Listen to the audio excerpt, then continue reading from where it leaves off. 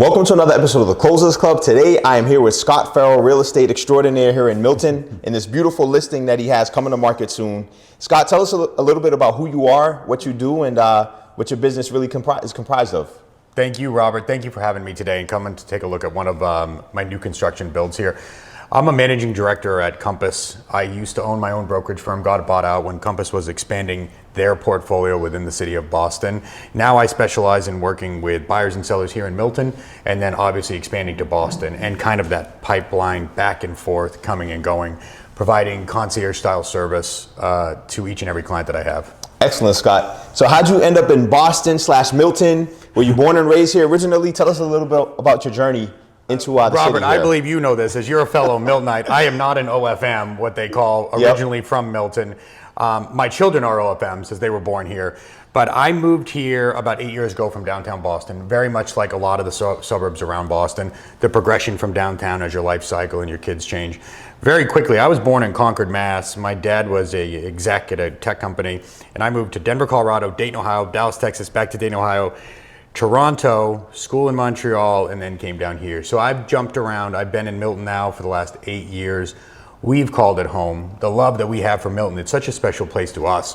And as I'm sure you know as well, it's a small community. It's a nice, great community to raise a family, be a part of. But then you're also downtown Boston in like 15 minutes. Having that polarizing world is such a positive and a way that we love. And that's why we ended up calling it home and raising our family here. Love it, man. So you're well-traveled, first and foremost. You've lived a lot of places, but you chose Milton. So that says a lot. It does, yeah. I mean, Milton, that's the whole thing, that, you know, it's not too far out, where if you're here, you can engage. The property that we're in today is just steps from Starbucks. It's 0.18 miles to the highway to get you downtown in 15 minutes. Obviously not during rush hour, depending on that little beast that's there. Having the ability to have that community and small town feel, but then being able to engage the city when you want to kind of be out of the town. It drew Sarah and I so much, my wife, that we've loved it ever since we've been here and plan on staying here for quite some time. Excellent, Scott. How did you make the leap into real estate, and what were you doing before? Before that, I believe my nickname was Scotty Too Hottie, and as now I'm in my 40s, it might be aging myself a little bit when it's there to like super broker. I don't put it on what I look like these days. Yep. I used to be in marketing, club promotions, management, everything like that. And I know we might chat about some of my other ventures that I'm into now, but I found a way to market and engage with people. I started to buy real estate myself personally. And then the engagement and love that I had for not only the real estate sector itself, but customer service and connecting with people. Doing something that, having a family, a wife and kids, and working in the nightclub industry, the restaurant industry, it's a very hard one, hour driven. So as I transitioned over that, and it's been well over a decade that I'm now into the real estate sector. I don't want to say too many years to age myself too bad, but it was a perfect transition of understanding marketing and human connection that I transitioned into selling just a different cog, which was real estate. And then I've hit the ground running ever since then. Love it, man. So I know a little bit of your backstory, Scott. What were you selling before you were selling real estate? Probably like bottle service at a nightclub. As ridiculous as it is. No, what we were into, I was in my company that I started, I had a couple different ones, which was entertainment-based business stuff, speaker rentals, things like that. One of my last ventures was Care Bear vending, and I owned a bunch of vending machines throughout town, and I thought that that would be such an easier business, and people had warned me, it's a much harder business than it sounds out to be. So technically, I guess I would say I was selling candy bars before I got back into the real estate business. Love it. But at the end of the day, whether you're selling real estate or anything, so much of almost all sales incorporates human connection, communication, talking, and how you can make genuine connections to people in a short period of time will actually engage them for longer retention in a long period of time. That's really what makes somebody good at doing sales. If you have faith and consistency in the product that you're selling and you put yourself around good products, then your ability to create long-term results really goes through the roof. I love that, Scott, and I love that you touched on that, because a lot of folks from the outside looking in or just getting into business, they think it's transactional, right? Like, I just want to get in, do the sale and get it done. 100%. But it's all about relationships in the long run. It is, to the point of, I get a lot of young agents will tell me, I can't believe I'm wasting my time, or they didn't show up or anything like that. For me, I look at it like Edison with the light bulb when he said, I found 2,000 ways not to make a light bulb. If I go to a showing where they don't show up, I found one way that client didn't communicate, or a way to engage in me fast enough to communicate to me that they can't make it today. Or I went to a showing that they didn't buy. I'm not in the business of forcing square pegs in round holes. We're in the business of getting buyers to engage in spaces that they love and sellers to engage in a market landscape that actually gets a price that they want, because we're adding value and we're creating markets for people.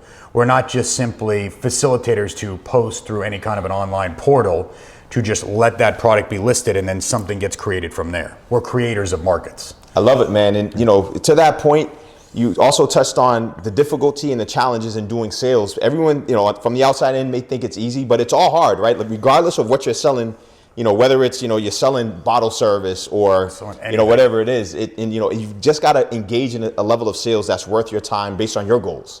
And I think that real estate really sounds like it did that for you. It really did. And I think one of the things that is so transparent in real estate, which people don't see when I talk to multiple agents like you do that are coming into the business, this is results based. You and I talk about this as we go, like, humble brag when we go to the gym and all that stuff. If you're not producing, you're not making. But younger agents always talk to us, well, I'm not getting good leads, I'm not doing this. The world is happening to them instead of at them. Every morning we get up and we make our own destiny. I don't have 9,000 people calling me today without me creating that market. Other agents that work for me on my team directly are like, well, I haven't got any good lead, I can't close them. Not to be cheesy and Glengarry Glen Ross, a sale has happened in every transaction, whether they sell you on something's going to happen or you sell them on a reason why they're not. Like, every single person you interact with. And the more people think of that and where they're going to get to execute on that next level of, I'm not wasting time, I'm not here. I found out 3,000 showings, I didn't close a deal, but I learned, I absorbed, I saw more content that's out there, so I'm more refined as a tool and a service to my future clients. Excellent, man. Yeah. Yep. When do you think, Scott, you made the shift from kind of starting off in real estate to doing $50 to $80 million in sales per year? And really, what was the key to that, you think? A big jump, like, one thing was when I used to run my own brokerage, it was started by somebody else and he brought me up. A mentor as a younger agent because he owned his own brokerage. His firm was some on sales and some on rentals, but we transitioned and pushed that together as it was going. But as I jumped from there and kind of spread my wings into running my own team at Compass's backbone was there and that marketing ability was something. But I noticed when you have your own brokerage, you have to not only push a piece of what the brokerage name stands for, but in addition, what you offer. When you started, and I used to deal with this with Compass at the beginning because it was a much smaller firm than it is now. Once you're with Compass, the brand itself stands alone as itself. So then you're not proving that piece as much. For me, the one key I will say to any agent that's listening at any different level, I don't spend 1 second thinking about a deal that didn't happen. If a client went with somebody else, if they took another agent, if they decided not to use me, I don't spend one molecule or second thinking about something because the outcome's already done. It doesn't matter. Wasting that time doesn't change anything. Even if it's 5 minutes, 3 days, 2 weeks, if I spend that time engaging in clients that want to work with me, clients that want to go forward, it spends my time more valuably. Failure is going to happen in this, right? 3 out of 4 people don't use the same agent again. That's 75% of clients don't use the same agent twice. That's a sea of clients. Correct. Somebody doesn't interact, doesn't work with you, it's fine. Large market shares are one thing. Absolute domination in any one given market is impossible. You wouldn't want to interact with every one of those people because you're not the best fit for them or they're not the best fit for you. As I get farther into my career, my ability to be able to choose my clients as much as they choose me is a nicety.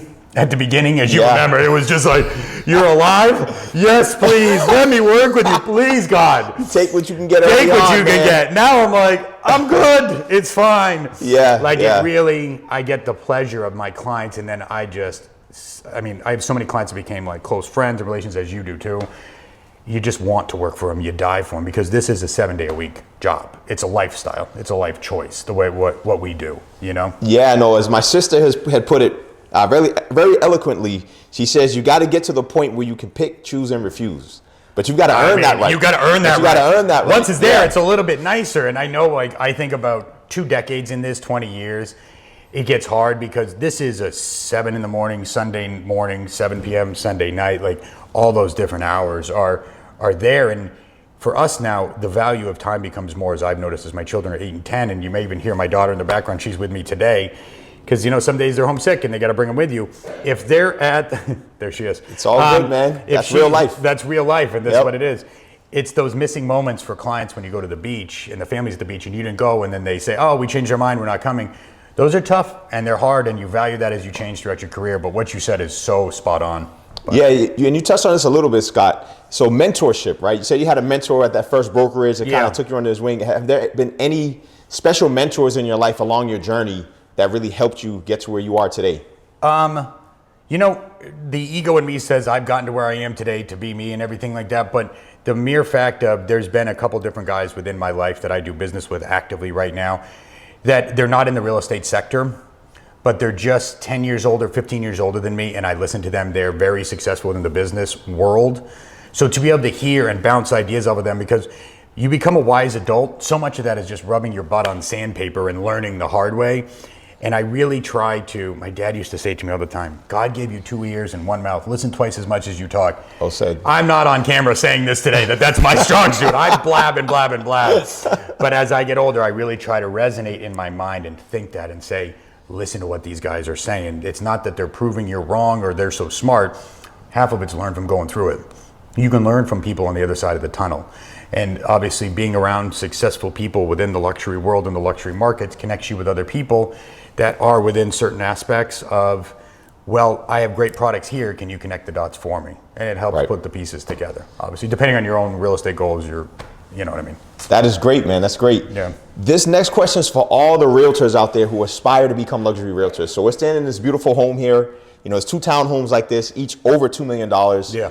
And something that I think a lot of agents don't understand is how involved agents are in the process, right? Like people think, all right, developer buys a lot, they do their thing, and then you come back to sell it. Yep. But in reality, that's not how it is, right? How involved are you in the process with developments like this when you work with folks? You know what? I would say it's individual to each developer because some developers are very hands-on. Mm-hmm. They, for lack of a better phrase, think a little less of agents that they can't bring that much to the table. So some I will gladly contribute. But it's also a very dangerous road as an agent because you make developers go a certain way. They're not emotionally attached to this. This is a business transaction. They want results. They want ROI. If you make a choice like taking down a wall to make it a 3-bedroom versus a 4, and that really skews, it can really shoot out different results down the road. So when you go in and collaborate with them, you give your 2 cents. Nothing in real estate is an absolute world because all we can do is do hindsight. So what I try to base it on is the highest probability of what the current market landscape looks like, where the buyer pool is, what we've seen as trends that are there, and who is your buyer pool before you even start on an endeavor, especially if you get into it. Like we're doing multiple single family new constructions within Milton now, starting from 2 up to like 4 million. Looking at some of those, we're thinking about what that buyer pool looks like before a shovel even goes in the ground. I love that. Right? Yeah. You're trying to do that. This specific project where we're going to take a tour through and walk through, this is very state-of-the-art type living where it's a shared party wall between 2 singles, but it gives the walkability approach to not having to trade on the size of the home itself, 4,400 square feet in the one we're in now, but it creates walkability, which so much the trade of big single families, you lose the walkability piece. So the collaboration of this one for ground up new construction in Milton is super rare and super hard to find. But I didn't redesign this developer's piece. No, he would let me jump in if I wanted to help pick out paint colors, very minor tweaks that were there. I did not help him acquire or design this from this start process. But again, some of the singles, I have minor input that they let me go into. It depends on a case-by-case basis. Agents should be mindful that it's not their money tied up into it. Never speak, in my own opinion, never speak in absolutes. Right. This is what I think, in my opinion, from the landscape based on X, Y, and Z. Don't tie yourself into this because I said things that before COVID, like, the crazy things we said. And then you get into COVID, you're like, all right, that can happen. The whole world can physically shut down. I didn't see that one coming. So now it's 100% a firm maybe. That's it. That's as far as I go. No absolutes for me. I'm done. No, it's funny. I was talking to one of my young team members the other day, a young agent coming into the game, and that's exactly what I told him. I said, you have to speak in potentials, right? There's no absolute until it actually happens. No. And I think a lot of people, especially when they're young and trying to be aggressive and bring a lot of value, think you have to be able to predict the future, but no one can do that, right? No one can do that. And like anybody that comes in here and says that, they're misspoken, but you want to go with that, that's there. I can do this because I sell 80 homes a year based within these price points, and I can't create a market from $0 to $2 million in your home value. But what I try to go in is create a market and manipulate the values to increase or decrease the value, whether buy or sell side, by hundreds of thousands. Yes. That's what it is. By being a non-emotional advisor that's here to be that third party with the couple that's looking to buy. I'm in there not to steer you away for it or towards it, but to think of somebody here, because it's a forever home, they're all going to keep it forever. If everybody kept forever home, you wouldn't be lending, I wouldn't be buying and selling on the regular. That's right. 7% on average of 30-year mortgages get kept to their entirety. Yeah. Which is none. Yeah, right? yeah, exactly. So when you think about it that way.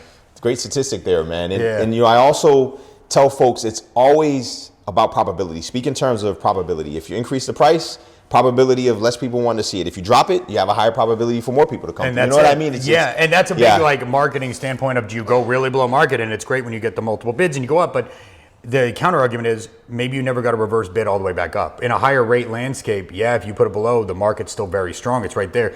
You may never get to that number. Yeah, correct. And so it's different strategies and stuff to think about. Yeah. Excellent. Next question is in regards to just the industry as a whole, as a real estate, top real estate agent. Do you think all realtors are created equal? And the reason I ask that question, right, you look at a lot of professions, if you need to have, a medical procedure done, there's people getting first, second, third, and fourth opinions.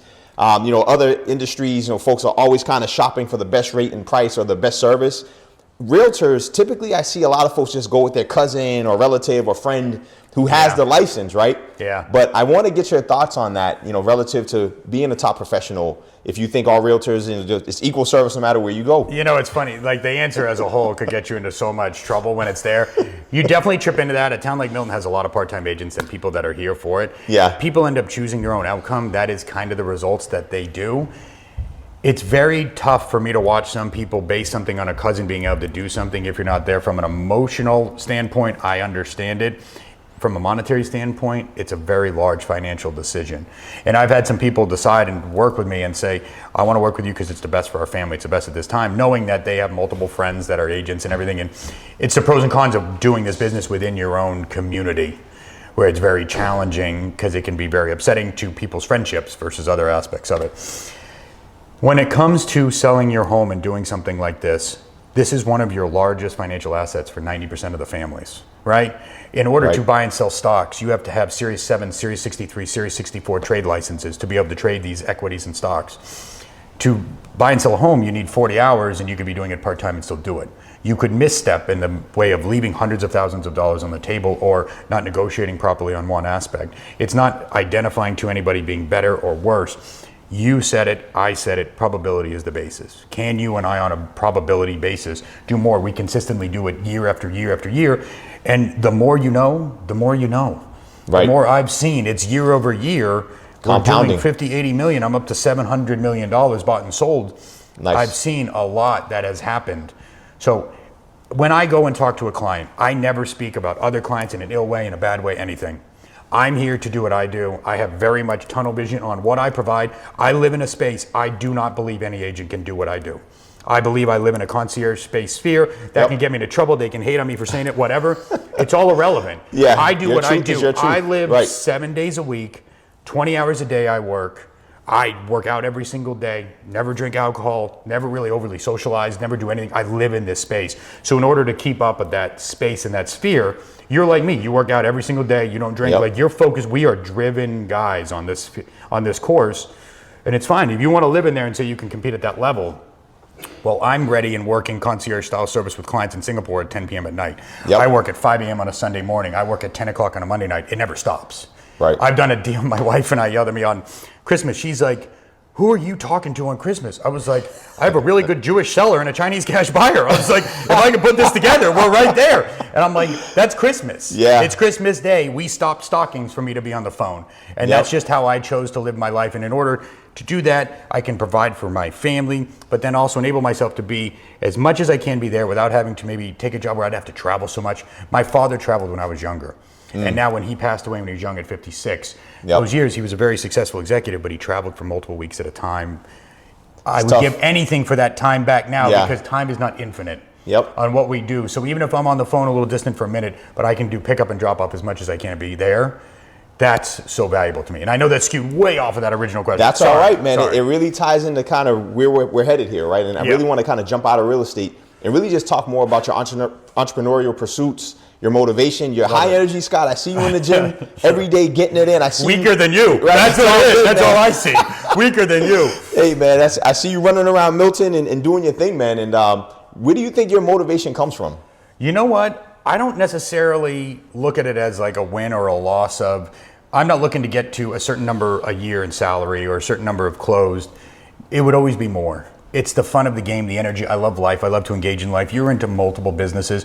I'm into now, I've invested in one restaurant down on Newberry Street. We just closed the deal 2 days ago on Broadway Golf, which is a simulator golf bar that I'm super excited about within South Boston, right in the heart of it on West Broadway. Can't wait, man. Yeah, it opens in like 3 months, so it'll be super exciting. I consider myself an entrepreneur. I'm the vice president of the Milton Chamber of Business, and when I say like everybody introduce their business, real estate is my main source. That is it. I'm number one there. But I consider myself an entrepreneur on many levels, right? I invested in a racehorse, something like that. Yeah, man. Financial advisors are against me. I'm thinking it's not a good bet, but I'll tell you, in the down market, that thing made more money last year. Yeah, I love that. Lovely. Yeah. So I love to chase and hunt and be a part of new strategies. I invest in multiple companies. I'm up to like 6 companies at this point.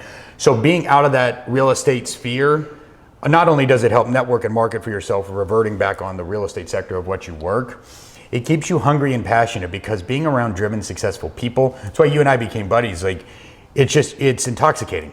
Right. You want to be around it. You love the energy. Every day is a blessing. Every day is a gift. I love that. What can we do with it? Let's go. You know what I mean? Like, I wouldn't reach one thing and say, oh my God, $2 million, $5 million, I'm done, I'm stopping. It's not about that for me. It's the passion. It's the fun of it. So that's when we talk about are all agents equal, kind of reverts back to that. It's not that they're not, and I have nothing bad to say about other humans. It's not my path. It's just I run something differently. I'm living in a world where I will engage each day at full speed to be the best human being I can be, and not just based on a monetary return to myself or my family. What I can do for humanity, society, people, any aspect. You know what I mean? Yeah, no, you're super motivated, super driven, Scott, and you've got a good amount of ventures, man. I appreciate you sharing that. Yeah. You know, how many hours a week would you say you work? Because, you know, nowadays you hear a lot of people talking about the 4-hour work week, but I can speak from my experience. I feel like, you know, when I work, I don't feel like it's work, right? I feel like I'm enjoying myself. I'm engaging with high net worth people, high value people, people who are 100%. motivated, pushing hard. And I think you feel the same, but how many hours a week would you say you work? And do you agree with that sentiment that it doesn't feel like work? I don't. I've spoken on many boards. Like Compass, we went down and introduced when we bought Kindling Grover. I spoke on a board to talk to them down to the Cape, and they're like, take the moment, take this. I don't live in a sphere where it's a 4-day work week ever. I don't put limitations on myself that I'm working this much or this little. It's not like that. Right. Some days I'll give myself, I'm done today, because I don't live in a world where we complete tasks and they're done. It's never ending. It's never ending. I'm just done today. And some days I'll be like, I'm taking an hour to myself to watch a movie, to do this, to do whatever I want. But to put a cap on it or expectations, if the goal can never be achieved, then we can never cap how much we're going to work towards it. It'll be never ending what we do. You and I talk about this at the gym. There's no goal where we want to be.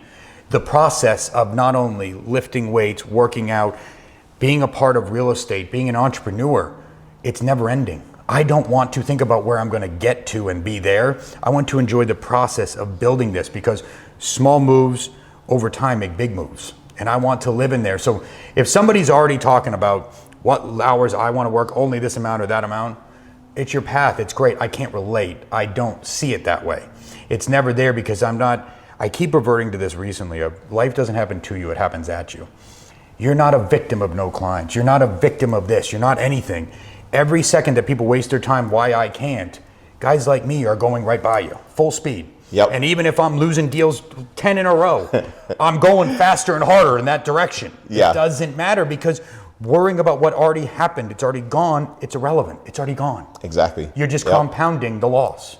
Yeah, no, I live exactly the same way, Scott. I tell my wife, and we talk about it all the time, life happens to you. That doesn't happen to you, happens for you, right? Happens at you, happens for you. However you put the verbiage, correct. To really help you grow, to help you learn, and help you get to where you're headed. 100%. You know, the faster you can get to the conclusion of any transaction, good or bad, the better.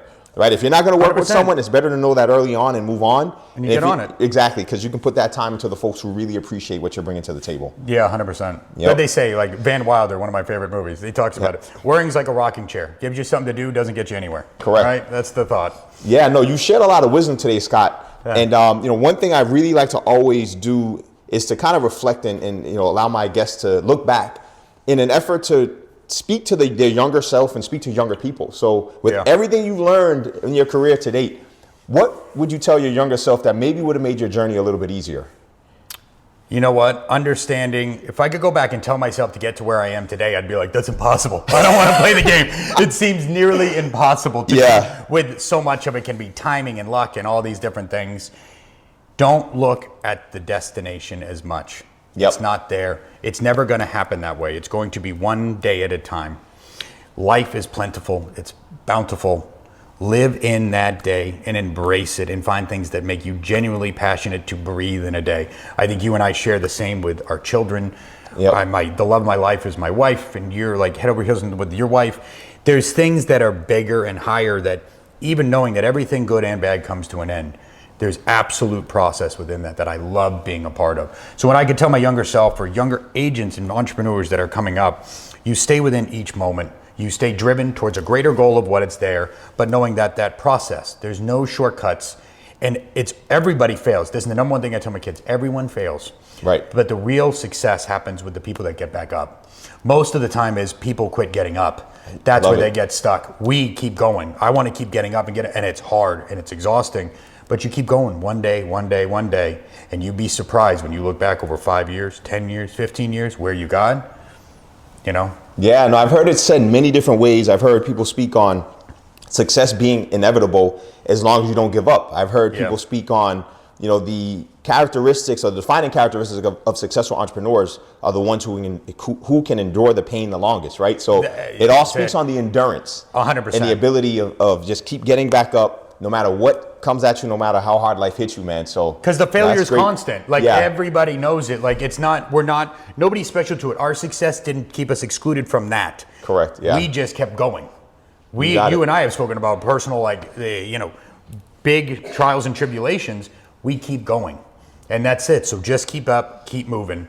Stay healthy, work out as much as you can, because that keeps the stress and the crazy day. Number one thing also is get right in there. Keeps the mind right, man. Move your body. Yeah, no, that's great advice, man. I appreciate everything you shared, man. As we wrap up, last two questions here. The first one is, any hidden talents or hobbies that you are willing to share with the audience and myself that we may not know about you? You know what? I love to, when I'm staying active, I love to wakeboard in the summer at the Cape House. I love doing that. I love snowboarding in the winter. Both I do with the kids and push that onto the next generation. Playing golf is obviously a big passion, and now dripping into some of my entrepreneur activities with the simulator golf bar in Southie. Staying healthy to be able to do those, as now I'm 43, turning 44 soon. We talk about this. You need to be in there. I do lower back and core in preventative measures. So working out to be able to continually do those, to stay healthy and happy and active. I know when I still I try to rollerblade and all these things I remember being 15 doing, and I was so sensational.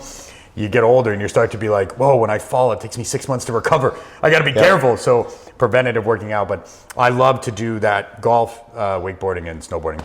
Cool, man. Yeah. From listening to you speak, Scott, and you sharing your story, it's definitely clear that you have habits that allow you to continue to be successful. And it's not one piece of your life. It kind of transcends your entire life. Would you say that's accurate? I would 100% say that, because I notice when I get a little squirrely, if we go on vacation or something, I'm not necessarily a guy that was made to be on a beach chair and sit on a beach. My wife loves it for a week, and so I'll make do with it. Yep. But being in that routine where I get up in the morning, if I'm a little late in the morning to not get my day going early, it's noticeable. And as I got older, I started to notice seasonal depression sometimes in the darker months. Boy, working out, I pushed harder at the gym this winter, and I didn't even notice the winter. It went by in a blink.